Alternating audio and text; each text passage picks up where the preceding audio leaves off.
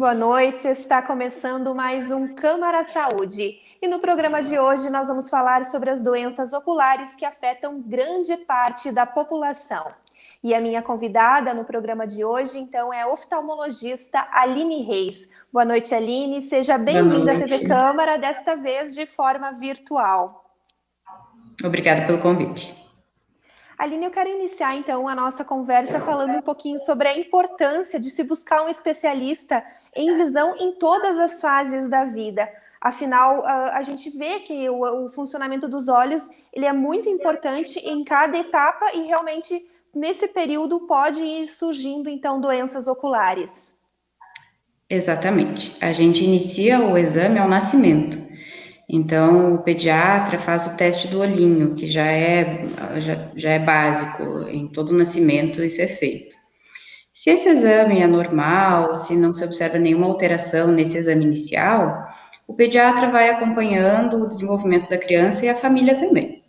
Se a gente não percebe estrabismo, nenhuma alteração que chame atenção, o primeiro exame oftalmológico deve ser feito aos 3 anos de idade, por volta dos 3 anos, para que a gente consiga diagnosticar coisas que estão escondidas, assim, né, de uma forma de dizer, porque a criança não manifesta dificuldades ou dúvidas. Então, nesse exame a gente consegue fazer o início, né, para ver se os dois olhos estão se desenvolvendo da mesma forma, e em seguida, se ocorre tudo bem, a gente vai seguir conforme as dúvidas de pediatra e da família.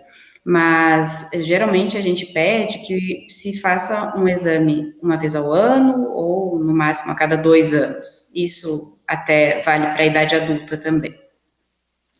A senhora mencionou, então, a respeito do teste do olhinho, né? Que é o primeiro teste que se faz, então, ali nos dias iniciais de vida da criança.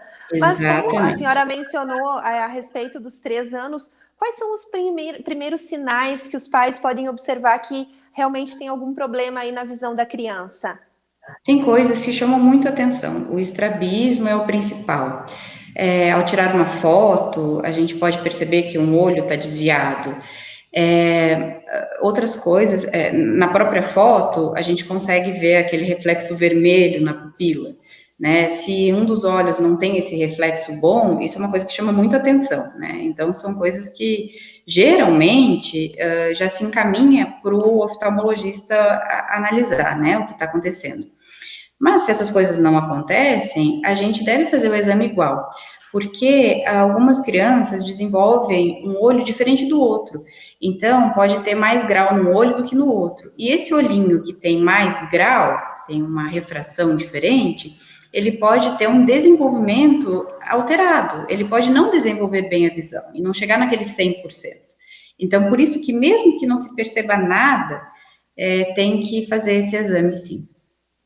E também alguns sinais no comportamento da criança, né? Às vezes ela se sente incomodada com alguma situação e isso realmente remete à visão.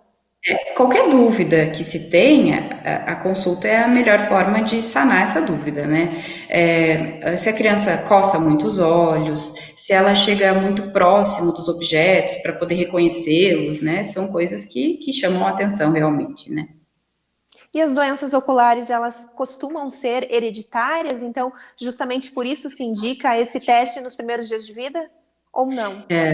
Assim, algumas doenças, elas se formam ainda na barriga da mãe, catarata congênita, glaucoma, algumas doenças do fundo do olho, de retina, do não desenvolvimento do feto, né? E isso altera esse reflexo vermelho que a gente percebe dentro, através da pupila. Então, se um dos olhos não tem esse bom reflexo, o próprio pediatra já consegue ver que tem alguma coisa errada e aí vai encaminhar para um atendimento especializado. E existe uma estimativa, assim, de quantas crianças, nascimentos que se observa problemas de visão, assim, de início, ou ainda não existe essa estatística? Como é que vocês Não, avaliam essa situação? existe sim, mas depende de cada centro, né? Porque tem locais em que existe mais do que outros, né? Então, esse exame é feito em todas as crianças, independente de estatística, né? Porque eu sempre falo que se acontece no seu filho, é 100%, né? Então, independe da estatística do local, né? E aqui em Passo Fundo, por exemplo, a gente é um centro de referência, né? Então, acaba se vendo mais casos, né? Do que no interior, por exemplo, mas mais por ser centro de referência mesmo. E suponhamos então que você tenha um pacientinho que você identifique então um problema de visão ao nascer. Como que Uhum. funciona o acompanhamento, o tratamento? De que forma que vocês auxiliam isso? Sim, depende da patologia, né? Por exemplo, se a gente diagnostica uma catarata congênita, provavelmente essa criança vai ter que passar por uma cirurgia, e muito cedo, né? Nos primeiros meses de vida, às vezes a gente já tem que operar. Então, um glaucoma também vai ter que passar por uma cirurgia, provavelmente, né?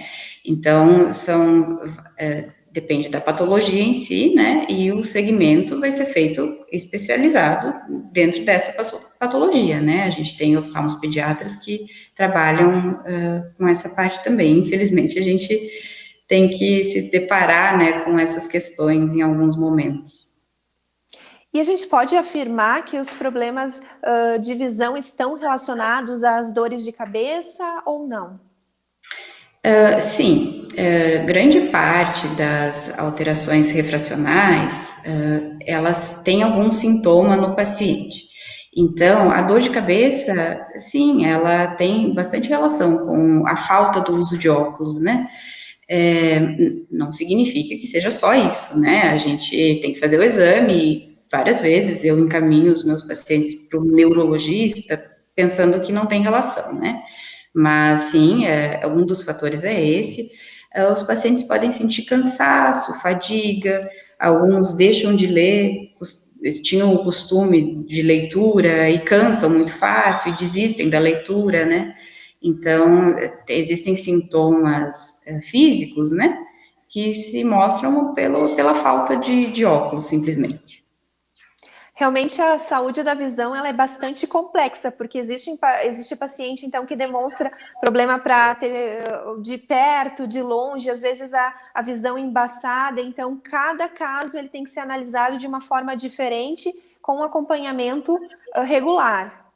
Sim, o exame inicial a gente vai observar se existe um grau de óculos, a pressão dos olhos, o quanto de visão que esse paciente tem, se existe alguma alteração que esteja obstruindo a visão dele, como uma catarata, alguma alteração no fundo do olho, né? Esse é o exame inicial.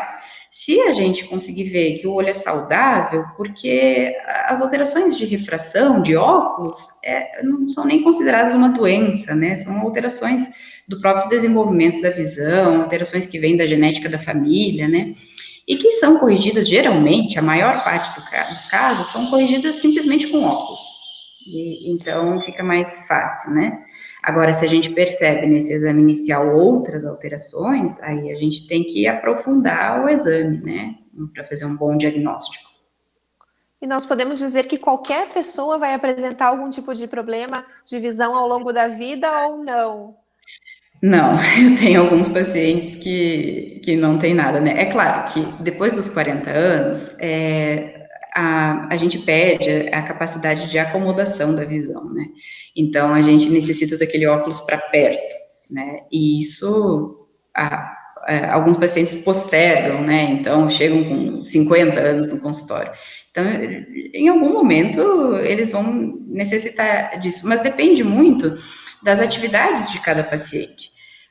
Porque às vezes eles não exigem essa visão de perto, uma gana tão forte, né? Então, eles não sentem falta, simplesmente. Agora, o que importa é que isso não pode causar nenhum mal para o paciente, ele não pode deixar de fazer as suas atividades porque está faltando o óculos, né?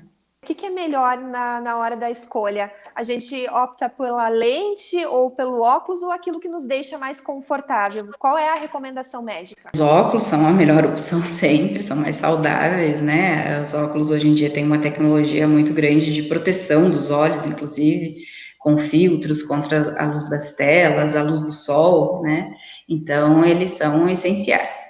Mas sim, existem outras opções, por qualquer razão, por estética, por conforto, por não gostar de usar uma armação, a gente pode usar lentes de contato também, e até procedimentos cirúrgicos, se o paciente não se adaptar nem com óculos e nem com lente de contato. E é prejudicial quando, por exemplo, um paciente ele utiliza o óculos no alguns períodos do dia, digamos assim, para leitura eu utilizo, depois eu não uso se eu vou sair, ou o ideal seria ter uma lente que se adaptasse a qualquer ambiente, porque a gente vê muita reclamação de pessoa, eu não consigo caminhar com meu óculos, eu não me sinto segura. Como que funciona isso, doutora? Geralmente, essa dificuldade com os óculos para caminhar são quando a pessoa usa os óculos multifocais, que são óculos que têm o grau para longe, para meia distância, que seria essa do computador, e para perto. Então, ele tem que fazer uma boa adaptação a esses óculos. Eu sempre oriento meus pacientes ao início de usar esse óculos dentro de casa. Então, sentado, tem que achar a altura do olhar, de acordo com o que quer enxergar, porque a lente bem em cima, ela vai ter a parte de longe. No meio vai ser a meia distância. E bem embaixo fica o perto. Então, se você olha para baixo enquanto está caminhando, você vai estar olhando com a lente errada com o grau de lente errado. Então, isso vai fazer um degrau na sua visão. E aí, por isso, essa dificuldade, a tontura, né? Então, tem que ter uma posição bem certa, correta da cabeça. Então, é uma adaptação que necessita algum esforço do paciente, né? E principalmente aqueles que nunca usaram óculos, né? E que de cara já vão usar um multifocal. Então, geralmente, esses são os pacientes que têm um pouco mais de dificuldade de adaptação. E não tem problema você ficar alguns momentos sem o óculos, né? Eu só sempre peço que se esforce para fazer essa adaptação, mas às vezes o paciente tem um grau pequeno e vai fazer um esporte, uma academia, um futebol, e que nesses momentos ele não sente a falta do óculos, ou vai numa festa, agora não, né? Mas quando existiam, e não sente falta, não atrapalha na sua atividade, né? Então, ele pode ficar esses momentos sem o óculos. Agora, se já é um grau que está atrapalhando, que está dificultando essa atividade para jogar bola, para ver o rosto das pessoas, reconhecer as pessoas num ambiente social, né? Aí eu já sugiro que corrija, né? Porque não vai ser agradável isso, né? Então, aí, nesse caso, talvez uma lente de contato. E também tem que ter um cuidado muito grande referente à higiene das lentes, né? Porque a gente Exatamente. observa casos assim muito extravagantes na mídia de pacientes que usaram uma lente em cima da outra e realmente, se tu for pesquisar, é uma situação comum, né? Principalmente no público mais idoso que acaba esquecendo que colocou uma lente, enfim, é bem delicado. Sim, é por isso que eu falei que o óculos é mais fácil e mais saudável, né? Porque a lente de contato, ela exige uma atenção muito grande. Então, por exemplo, quando vai um adolescente consultar comigo querendo usar lentes de contato, eu sempre falo que a decisão de usar ou não é dos pais. Porque eu não estou na casa deles, então eu não sei se ele tem esse cuidado ou não, né? Você tem que lavar muito bem as mãos, o álcool não funciona nessa hora, porque o álcool pode causar até uma queimadura nos olhos, né? Então, a gente tem que lavar muito bem as mãos antes de manusear essa lente. Existe um costume muito grande de se usar, colocar e tirar as lentes de contato no banheiro, na pia do banheiro, e é um ambiente contaminado, né? Então, o ideal seria que você fizesse isso dentro do seu quarto, né? Com espelho.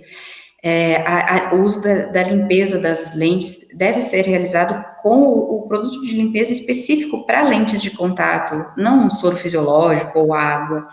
Então, esse líquido de limpeza deve ser trocado todos os dias depois do uso da lente, né? Então, são muitos cuidados que, às vezes, o paciente esquece ou está apressado e não faz. E aí, nesses casos, sim, ele pode ter uma situação muito grave na córnea, pode ter uma infecção, uma úlcera de córnea, são situações graves que podem até levar a uma diminuição da visão em si, né? Doutora Aline, eu peço licença, então, para a gente fazer um rápido intervalo e em seguida nós estamos de volta com o programa Câmara Saúde, que nesta noite destaca, então, a preocupação com a saúde ocular.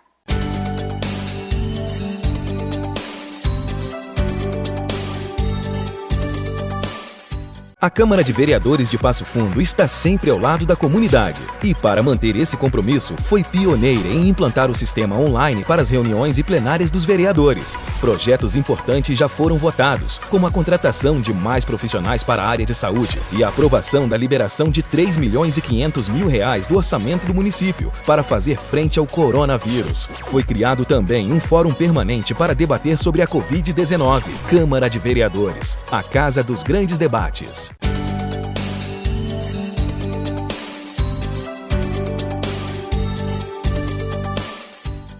Estamos de volta com o programa Câmara Saúde, que nesta noite destaca os problemas, então, oculares que afetam grande parte da população. E a nossa convidada de hoje é a médica oftalmologista Aline Reis. Aline, no bloco anterior, então, a gente estava falando a respeito dos cuidados com lentes de contatos e com os óculos. Uma questão que eu lhe faço, uma pergunta, é em relação ao custo dos óculos. Às vezes as pessoas acabam optando pelo aquele mais barato, né? Enfim, para economizar, mas a saúde mais tarde pode cobrar, porque pode trazer prejuízos à visão. Em relação aos óculos multifocais, são os que mais a gente observa a variação do preço, né? De acordo com marcas, e dentro da própria marca tem uma variação de preço bem grande. Mesmo as marcas mais renomadas, elas têm lentes mais simples e lentes mais especiais, que são mais caras. Em relação especificamente aos multifocais, o que muda entre um óculos e outro é essa graduação do longe para o perto. Geralmente, nessas lentes mais caras, esse salto do longe para o perto, dentro da própria lente, ele é mais delicado. Então, geralmente, esses óculos mais caros, eles vão ter uma adaptação mais fácil, porque ele não vai ter tanto aquele degrau quando você caminha. A outra coisa, esses multifocais, a lente, o grau da lente, não se estende até o final da armação. Eles acabam um pouco antes. Então, esse corredor de lente que tem no meio do óculos, ele é um pouco maior nessas lentes mais caras. Então, ao olhar para o lado, numa lente que tem um corredor de grau muito pequeno, o paciente tem que virar a cabeça, porque ele não vai conseguir só virar o olho e enxergar, porque naquele lado não vai ter, no final, não vai ter grau. Então, o que muda, geralmente, no caso dos multifocais, é isso, é essa qualidade. Afirmando, assim, que todos eles vão proporcionar o grau certo, mas a dificuldade de adaptação pode acontecer de uma forma mais profunda, né, nessas lentes mais baratas. Nos óculos de visão simples, que são para miopia, para astigmatismo, para hipermetropia, as lentes variam muito de acordo com os tratamentos que você vai colocar nela. Então, um antirreflexo, ele vai custar um pouco mais caro. O filtro de luz azul, que vai proteger da tela do computador, também vai custar um pouco mais caro. São coisas que, sim, eu sempre oriento meus pacientes que, de acordo com as condições financeiras, que coloquem nos seus óculos, porque são proteções a mais.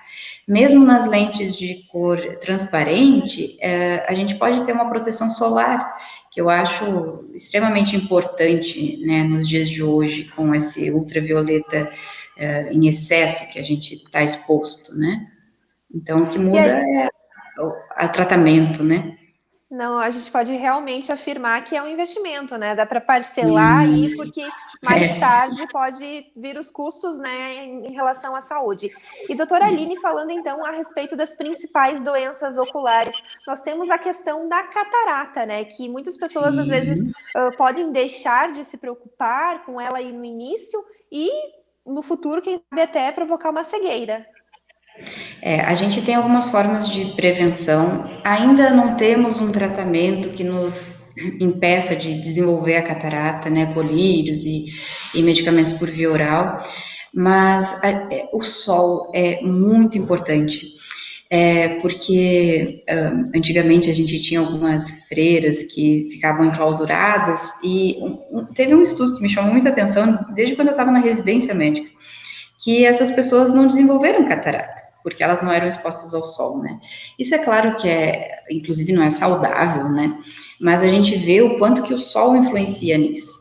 Então, a gente deve proteger. Então, por isso, se você não tem grau nenhum, você foi à sua consulta com o oftalmologista e não tem grau nenhum, então você deve usar um óculos com proteção ultravioleta escura, né? Toda vez que sai no sol. E se você tem grau, você coloca na sua lente de grau mesmo essa proteção, né? Então, a alimentação também influencia nessa catarata, no desenvolvimento. Doenças como diabetes influenciam muito. O uso de corticosteroides por tratamento de outras doenças também pode influenciar no desenvolvimento, antecipar o aparecimento dessa catarata. Então, alimentação vale para tudo, né? Para todo o organismo. Então, os alimentos que são mais verdes e laranjas, né? Então, as verduras, as frutas, são muito importantes para a saúde dos olhos também. E, em alguns casos, a gente tem que fazer uma reposição de vitamina, né, em pacientes idosos, por outras razões, não só pela catarata, mas por degeneração macular relacionada à idade. Então, em alguns casos, a gente prescreve também um suplemento de vitaminas. Essa degeneração que a senhora falou dos idosos, né, especialmente a partir dos 65 anos que ela acontece. Como observar isso? Primeiro, a gente tem que fazer o exame oftalmológico a vida inteira, né? Então, desde o nascimento até o final da vida, a gente tem que fazer esse acompanhamento para poder fazer esse diagnóstico. Porque fazendo o diagnóstico precoce, nós temos tratamentos disponíveis para isso, né? E agora, se você não fizer, você pode chegar num ponto que chega ao oftalmologista já com uma cicatriz na retina, que não vai ter um tratamento, ainda não tem, né? Nós temos estudos de células-tronco já em andamento, mas ainda nada na nossa mão para tratar isso, né? Então, importantíssimo a consulta regular. Essa doença, ela geralmente aparece em pessoas mais idosas, geralmente pessoas de pele mais clara, de olho claro, que são expostas ao sol. Então, os nossos agricultores da nossa região têm uma incidência muito grande dessa patologia. Esses cuidados, né, na adolescência, na infância, geralmente não acontecem, né? E aí vão começar o cuidado da proteção solar, o cuidado com a alimentação já na vida adulta, né? Então, a gente tem que prestar atenção em todas as fases da vida para tentar prevenir essa doença. E nós também não podemos deixar de falar no programa de hoje sobre o glaucoma. Ela é uma doença hereditária que vocês conseguem verificar através da pressão no olho. Sim, é um exame muito simples, né? Alguns, depende do consultório médico, alguns é um tonômetro de contato, onde a gente vai anestesiar o olho, o paciente não vai sentir dor. Outros é um sopro, então é um exame muito rápido, muito simples, e que faz uma grande prevenção, sim, porque é uma doença assintomática, o paciente não sente ela. E se ele não fizer esse diagnóstico, também ele vai perceber essa doença quando ela já estiver consumido uma parte das fibras nervosas do nervo óptico, causando uma diminuição da visão. E isso, até o momento, é irreversível, né? De novo, a medicina evolui muito rápido, mas até o momento de hoje, a gente não tem um tratamento para reverter as lesões que já aconteceram. Mas a prevenção, sim. É uma doença que geralmente começa aos 40 anos. Ela pode ser congênita, mas aí é bem diferente, o diagnóstico e o tratamento. Mas esse glaucoma primário, ele geralmente começa aos 40 anos. Ele pode ter uma relação genética, então, se os seus familiares de primeiro grau têm a doença, é uma razão a mais para procurar um atendimento. E o diagnóstico é feito em consultório, em primeiro lugar a suspeita, e depois a gente faz exames que confirmam essa lesão. né, exames de campo visual, da espessura da córnea, exames do nervo óptico em si. E o tratamento, na maior parte dos casos, é também muito simples, é o uso de colírios, que vão diminuir a pressão do olho e dificultar essa lesão do nervo óptico, porque o que lesa o nervo óptico é essa pressão. O líquido dentro do olho ou não circula bem, ou é produzido em excesso, e vai pressionar o nervo óptico e vai causar essa diminuição das fibras nervosas do nervo, causando, em seguida, a diminuição da visão. E, doutora Aline, então, que não é uma doença, né? É mais uma questão de infecção, é a conjuntivite. A gente tem mais de 20 tipos de conjuntivites, né? E eu queria que tu explicasse rapidamente como que a pessoa deve proceder quando ela identifica, né? Porque é uma doença muito contagiosa, né? Se tu, dependendo da forma como tu age, tu passa para várias pessoas aí em questão de minutos. Exatamente. Se você tiver secreção nos olhos, coceira, olhos vermelhos, primeiro isole os seus olhos, né? Então, o que contamina geralmente é a secreção. Então, o uso de álcool gel, que hoje em dia já a gente está usando bastante, né? Mas levar a mão aos olhos e colocar a mão numa superfície, a outra pessoa coloca a mão nessa mesma superfície, ela pode ser contaminada. Então, evitar ao máximo esse contato com as secreções, com a secreção do olho em si. Se você estiver com esse problema, em primeiro lugar, não contamine os outros. E, claro, vá ao oftalmologista para fazer o tratamento. Algumas alergias causam conjuntivite também. E aí isso às vezes confunde com uma conjuntivite viral ou bacteriana, né? Então a gente tem que fazer essa consulta para diagnosticar se isso realmente é uma conjuntivite alérgica ou viral e que é contagiosa, né? E aí adequar o tratamento de acordo com cada caso. Doutora Aline, a gente está chegando ao fim do nosso programa, mas eu acho que antes de encerrar, a gente falou muito sobre diagnóstico, prevenção, sobre a importância de estar atento à saúde da visão, mas eu acho que a gente não pode deixar de falar sobre a questão do transplante, incentivar transplante de córneas, né? Que eu acho que é muito importante, é uma campanha permanente, né, no nosso país. E Passo Fundo também é referência nessa questão. Então, eu queria que a senhora fizesse, então, um apelo para quem está nos assistindo, então, sempre conversar também com o seu familiar sobre esse assunto. Sim, a córnea é um órgão muito fácil de ser transplantado, porque a gente não depende tanto de um paciente ser compatível com o outro, porque como ele é um órgão que não tem vascularização, a gente consegue transplantar de uma forma um pouco mais fácil do que os outros órgãos. Mas é claro, a gente depende da pessoa ser doadora, né? Então, a importância de se conversar em vida sobre isso, né, é muito importante para a gente ter esse órgão à disposição. E ele pode curar, né? A gente tem histórias muito bonitas de pessoas que perderam a visão por ceratocone, é o mais comum, né? Mas até acidentes, cicatrizes na córnea, úlceras, né? Que causaram uma diminuição muito grande da visão e que o transplante resolveu, né? Então, às vezes a gente usa até uma parte da córnea para poder fazer um transplante e sanar doenças. Existem doenças que vêm com a idade, que acabam enfraquecendo a córnea e que, então, um idoso pode precisar de uma córnea também, né? Então, a gama de pacientes é desde jovens a idosos, né? Então, a gente tem a necessidade dessa doação. Doutora Aline, então eu gostaria de agradecer a sua participação online no nosso programa de hoje. Foi um prazer conversar com a senhora. Prazer, à disposição. E o programa Câmara Saúde desta noite está chegando ao fim. Muito obrigada pela sua companhia e até a próxima semana.